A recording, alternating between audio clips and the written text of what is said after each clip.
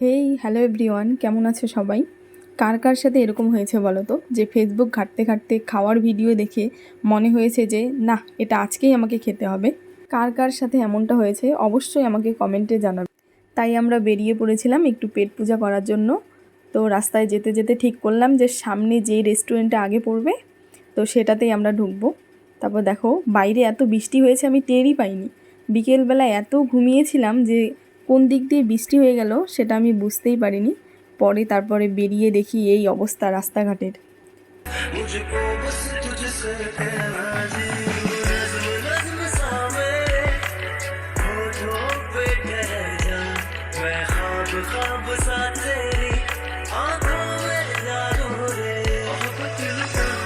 আর এই দিকে দেখো এই করতে করতে আমরা পৌঁছেও গেলাম। আর ভেতরে ঢুকেই এই যে মোবাইল নিয়ে সারাক্ষণ ব্যস্ত, যখনই দেখবে এই ফোন নিয়ে। আর আমি এই দিকে চিন্তা করছিলাম যে কি খাবো না খাবো। আর ওকে বলছিলাম দেখাও বাইরেটা দেখাও। ও বলছিল কি দেখাবো, এটা তো ঘর আর এটা সবুজ রঙের, মানে এই নিয়ে হাসাহাসি করছিলাম। তারপর এই যে মেনু কার্ড নিয়ে পড়লাম যেখানে কি কি পাওয়া যায় এটা দেখাবো। এই করতে করতে তারপর আমরা বাড়ি থেকে যা ঠিক করে গিয়েছিলাম সেটাই খেলাম, কিন্তু আমাদের মেনু কার্ডটা দেখতেই হবে, বাঙালির একটা অভ্যাস। আর তোমরাও হালকা করে একটু দেখে নাও এখানে কি কি পাওয়া যায়। তো এই যে দেখো,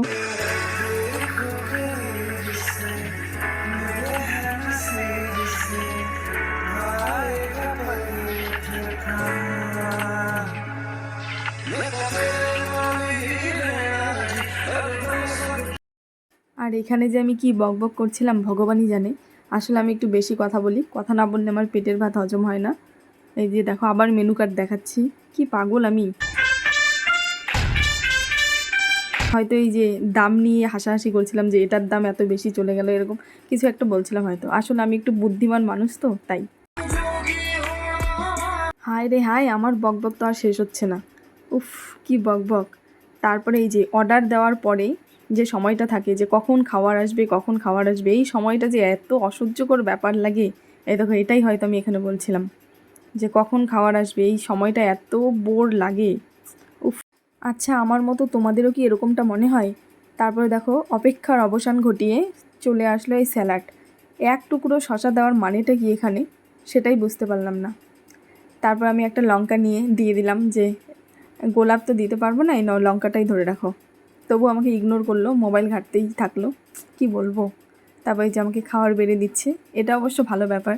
আমি বলছিলাম আরে ভাই আমাকে এত কম কম কেন দাও, আমি তো এত কম কম খাই না। এই যে তবু তারপরে এই যে একটু একটু দিচ্ছিল আর নিজে খাওয়া শুরু করে দিল এইদিকে।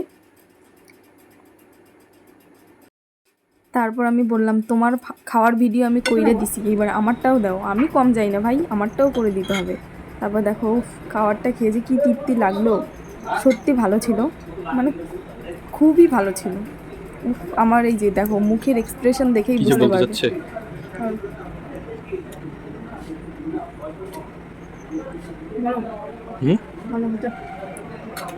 কেমন লাগলো?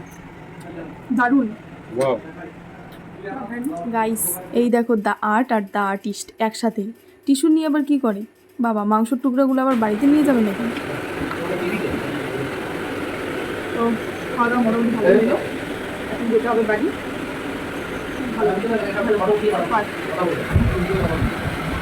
তারপর বিল টিল দিয়ে আমরা পান মশলা নিয়ে বেরিয়ে পড়লাম বাড়ির দিকে।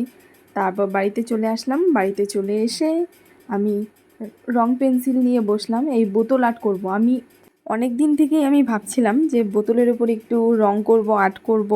তো সেটাই ফাইনালি আমি করছি। এটার ভিডিও তোমরা দেখতে পারবে। তো ততক্ষণে পায় দেখা হচ্ছে নেক্সট ভিডিওতে। টাটা।